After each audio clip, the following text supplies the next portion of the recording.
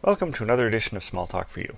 This morning I wanted to take a look at some of the preference options you have in VA Smalltalk. So if I go to Options, notice I have this Open Preferences window right here. And you get a little tabbed interface, and you can change some things about configuration management. Cancel the load if, so you can change the way loads happen. Generally speaking, VA Smalltalk will be very aggressive in loading things it can load. You can make it more or less depending on what you want to do here. And you can change the way the manager works. You can change your timestamps, your import-export options. Going over here to user interface, you can change the browsers. Notice one thing about the application browsers. When you browse an application, you've seen that it shows the hierarchy and it makes the hierarchy itself grayed out. You can change it so that it either does that or doesn't do that. You can also make it so that the hierarchy isn't grayed if you prefer it to look that way.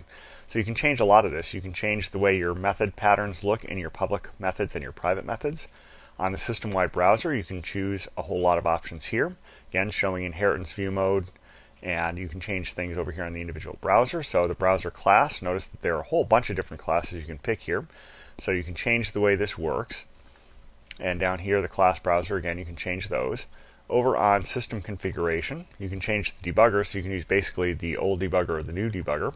And they're not a whole lot different. They have a couple of different options on them. I'm not going into them in great detail, but you can change the tools you want to use, including the inspectors. Notice again, a few options there.